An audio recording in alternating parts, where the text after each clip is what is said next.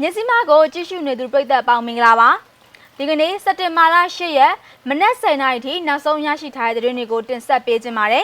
်ကျမရေမုံပါအကြမ်းဖက်တဲ့နီးနဲ့မဖြေရှင်းမဲ့တွဲဆောင်ဆွေးနွေးရေးလုပ်ဖို့အမေရိကန်နဲ့ပြည်ထောင်စုကတိုက်တွန်းလိုက်တဲ့သတင်းစစ်ကောင်စီကခန့်အပ်ထားတဲ့မန္တလေးဒုမြို့တော်ဝန်ဦးစောဟန်အုံနောက်သွေးကြောပေါက်ပြီးတော့တေဆုံးသွားပါတယ်ဟာခါမှာလက်နက်ကြီးလက်နက်ငယ်တွေနဲ့ပြစ်ခတ်တံတွေထွက်ပေါ်နေပါတယ်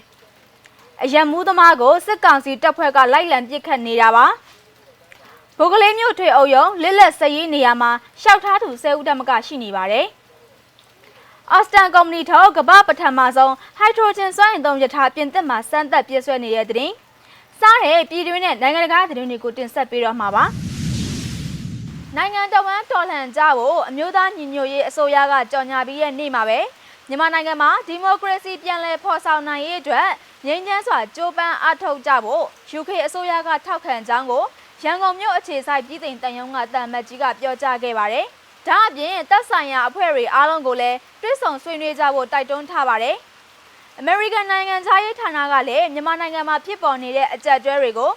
အကြမ်းဖက်တိုက်ခတ်တဲ့နည်းနဲ့ဖြေရှင်းဖို့ကြိုးပမ်းတာကိုလက်မခံတဲ့အကြောင်း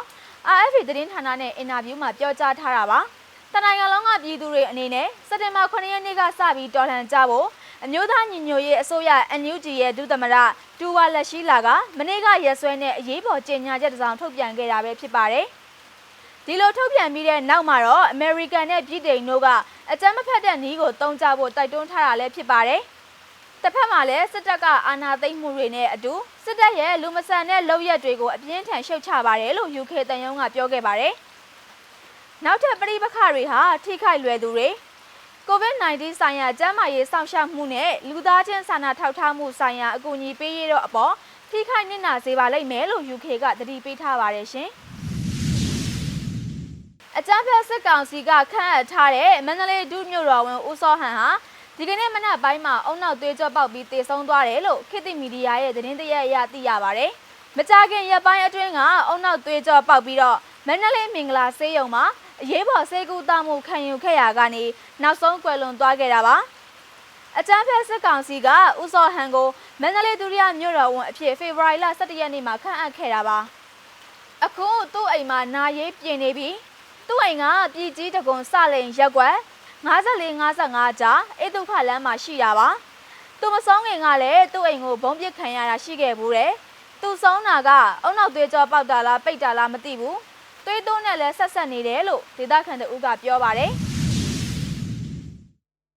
NUG ကနိုင်ငံတော်အရေးပေါ်အခြေအနေကြေညာပြီးတဲ့နောက်မှာတော့မနေ့ကည9:00နာရီဝန်းကျင်လောက်ကချင်းပြည်နယ်ဟာခါမြို့မှာစစ်ကောင်စီတပ်တွေနဲ့ CDF အဖွဲ့တို့နှစ်ဖက်ပစ်ခတ်မှုတွေဖြစ်ပွားနေပြီးတော့ဟာခါမြို့ပေါ်ချင်းဦးစီးရက်ကွက်ပြည်နယ်အစိုးရအဖွဲ့ရုံးအနီးရုံးတောင်အနီးနားတဝိုင်းနဲ့ကြောပုတ်အနီးနားမှာပြစ်ခတ်တံတွေကြားနေရတယ်လို့ဒေသခံတွေစီကသိရပါတယ်။လက်ရှိသတင်းတွေအရလက်နက်ကြီးကြီးထိမှန်လို့နေအိမ်မှာပြည်သူတအုပ်ဆုံးသွားပြီလို့လည်းသိရပြီးတော့အသေးစိတ်ကိုတော့မြစ်စီမကစုံစမ်းနေဆဲပဲဖြစ်ပါတယ်ရှင်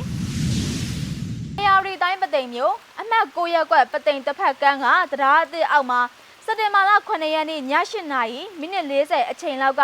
လုံခြုံရေးစောင့်နေတဲ့ရဲတွေနဲ့အကြမ်းဖက်စစ်ကောင်စီတပ်တွေဟာအရန်မူးနေသူတအုပ်ကသူတို့ကိုဆဲဆိုပြီးပြေးလို့လိုက်လံပစ်ခတ်နေတယ်လို့သိရပါတယ်။တရားအောက်ကလူတွေပြောတာကတော့အရက်သမားကဆဲပြီးပြေးလို့လိုက်ပစ်တာလို့ပြောတယ်။ထိသွားလားတိတိကျကျတော့မသိရသေးဘူးလို့ဒေသခံတအုပ်ကပြောခဲ့တာပါ။ပစ်ခတ်မှုတွေအပြီးမှာတော့အကြမ်းဖက်စစ်ကောင်စီတပ်တွေနဲ့ရဲတွေက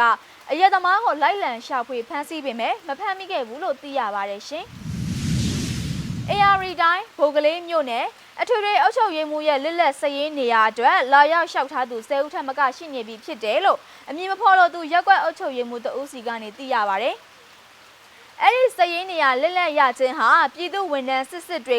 ကပြည်သူဘက်ကရက်တီပြီးတော့ CDM ပြုတ်လုသွားတာကြောင့်ဖြစ်တယ်လို့သူကပြောပါတယ်။ဒီသတင်းကတော့ကျွန်တော်တို့ PDF အဖွဲ့တွေလည်းကြားပါတယ်။ဒီလိုအသေးစိတ်တော့မသိရဘူး။ထွေအုပ်ရုံးက CDM လောက်သူအရေးအတွက်ကနည်းပါတယ်။ဒါပေမဲ့သူတို့အတွက်ဂုဏ်ယူပါတယ်။အခုလည်းနေရာနဲ့အရေးအတွက်ကိုသိရပြီဆိုတော့ဒီလိုလူတွေအတွက်ကတော့ကျွန်တော်တို့တာဝန်မယူဘူး။ပြည်သူတစ္ဆာကိုဖောက်တဲ့အပြင်အခွင့်အရေးသမားအချောင်သမားတွေသူတို့ကလူလောကအတွက်ပို့ပြီးတော့အနေရရှိပါတယ်။ဒါကြောင့်အသက်ခန့်လို့ဝင်ရောက်လာမဲ့ဝန်ထမ်းတွေရဲ့အသက်ကတော့ ကျွန်တော်တို့အာမမခံပါဘူးလို့အဲ့ဒီကိစ္စနဲ့ပတ်သက်ပြီးတော့ဘိုကလေးမြို့နယ် PDF တပ်ဖွဲ့ဝင်တဦးကပြောကြားခဲ့တာပါ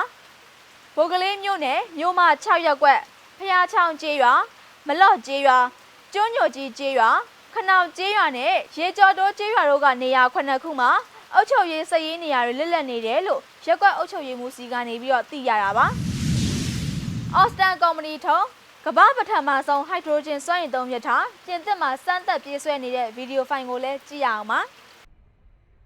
Austin ကုမ္ပဏီတို့ကမ္ဘာပထမဆုံး hydrogen စွမ်းအင်သုံး E-Link ရထားဟာစက်တင်ဘာလ6ရက်တနင်္လာနေ့ကပြင်သစ်နိုင်ငံဘယ်လန်စီယန်မြို့မှာပထမဆုံးအကြိမ်စမ်းသပ်ပြေးဆွဲခဲ့ပါတယ်။ဒါအလိုက်တွေ့တမ်းမထားတဲ့ရထားလမ်းတွေပေါ်ပြေးဆွဲနေတဲ့ဒီဇယ်စက်ကောင်းတွေနေရာမှာဟိုက်ဒရိုဂျင်စွမ်းအင်သုံးစက်ကောင်းတွေနဲ့အစားထိုးသွားဖို့ရည်ရွယ်ထားကြောင်းသိရှိရပါတယ်။ဒီရထားကို German Steel Company Salzgitter မှာတက်ဆင်ခဲ့တာဖြစ်ပြီးရထားအမိုးပေါ်မှာသိုလောင်ထားတဲ့ဟိုက်ဒရိုဂျင်ကိုလျှက်စစ်အဖြစ်အသွင်ပြောင်းပေးမဲ့လောက်ဇာဆဲလ်တွေကိုတက်ဆင်ထားပါတယ်။ဒါကြောင့်ဖန်လုံအိမ်ဓာတ်ငွေထုတ်လွှတ်မှုမရှိဘဲခုတ်မောင်းနိုင်မှာဖြစ်ပါတယ်။လျှက်စစ်ရထားဖြစ်တဲ့အတွက်အတန်တိတ်ပြီးရေနွေးငွေးနဲ့ရေသာဘေးထွက်ပစ္စည်းအဖြစ်ထွက်ရှိလာမှာဖြစ်ပါတယ်။ Corridor E-Link လို့ခေါ်တဲ့ဒီရထားကို2018နဲ့2020ခုနှစ်ကြားမှာဂျာမနီမှာအောင်မြင်စွာစမ်းသပ်နိုင်ခဲ့တယ်လို့နယ်သာလန်နဲ့ဩစတြီးယားမှာပြီးခဲ့တဲ့နှစ်ကစမ်းသပ်နိုင်ခဲ့ပြီးဆွီဒင်မှာမကြာသေးခင်ကစမ်းသပ်မောင်းနှင်နိုင်ခဲ့ပါတယ်။ Austin ကုမ္ပဏီဟာတွဲဆိုင်အပြည့်ရထား40စင်းအော်ဒါရထားပြီးဖြစ်ပြီး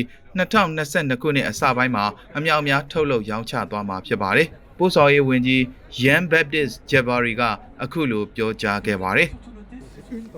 Alors c'est une solution d'avenir pour une bonne raison, c'est que vous le savez notre réseau ferroviaire aujourd'hui ဟိုက်ဒရိုဂျင်စွမ်းအင်သုံးရထားဟာအနာဂတ်တည်ယူပို့ဆောင်ရေးအတွက်အဖြေတစ်ခုပဲဒီနိုင်ငံရဲ့ရထားလမ်းကွန်ရက်မှာ45ရာခိုင်နှုန်းကလျှက်စစ်သွဲတမ်းမထားတဲ့ရထားလမ်းတွေပါဒီတော့ကျွန်တော်တို့လှုပ်ဆောင်သွားမယ့်အပိုင်းနှစ်ပိုင်းရှိလာပါတယ်တစ်ပိုင်းကလျှက်စစ်ကြိုးသွဲတမ်းပြီးပြေးဆွဲဖို့ဒါကကုန်ကျစရိတ်များတယ်နောက်တစ်ပိုင်းကဘက်ထရီလျှက်စစ်သုံးပြီးပြေးဆွဲဖို့အထူးသဖြင့် local ရထားတွေမှာပေါ့ဒါမှမဟုတ်ရင်ဘက်ထရီလျှက်စစ်နဲ့ဟိုက်ဒရိုဂျင်စွမ်းအင်ကိုနှစ်မျိုးဆက်သုံးဖို့ဒါမှမဟုတ်ဟိုက်ဒရိုဂျင်စွမ်းအင်ကိုပဲအားပြုပြေးဆွဲဖို့ပါပြင်သစ်မှာလျှက်စစ်ကြိုးသွဲတမ်းမထားတဲ့ရထားလမ်း45ရာခိုင်နှုန်းရှိတဲ့အတွက်ဟိုက်ဒရိုဂျင်စွမ်းအင်မှာအနာဂတ်ရှိတယ်ပြီးရင်ကမ္ဘာဈေးကွက်ဖြစ်တဲ့ဥရောပဈေးကွက်ကိုကြဲကြဲပြန့်ပြန့်ထိုးဖောက်လို့ရမယ်ပြင်သစ်မှာစက်မှုကဏ္ဍအတွက်လစာကောင်းတဲ့အလုပ်တွေရှိတယ်ထိခိုက်မှုမရှိတဲ့ရေရှည်စက်မှုလုပ်ငန်းတွေပေါ့ပြီးခဲ့တဲ့နှစ်တွေအတွင်းအတော်လေးအကျက်ဆိုင်တဲ့အခြေအနေတွေကြုံခဲ့ရပါတယ်အခုတော့ပြင်သစ်မြေထားလုပ်ငန်းကနေအကျိုးမြတ်များစွာရနိုင်ပြီဆိုတာ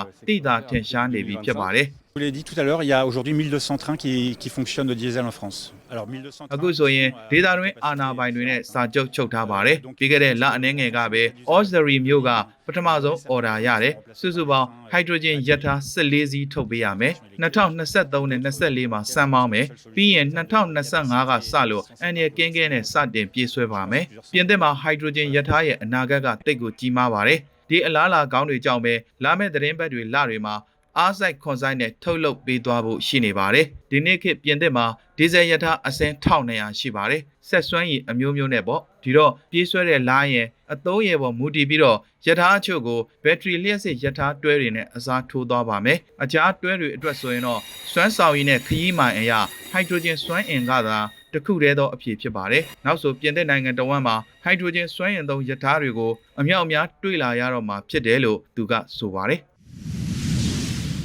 ကြည့်ရှုနားဆင်ပေးကြတဲ့အတွက်ကျေးဇူးတင်ပါတယ်အားလုံးပဲတာယာလှပတဲ့မနက်ခင်းလေးကိုပိုင်ဆိုင်ကြပါစေရှင်။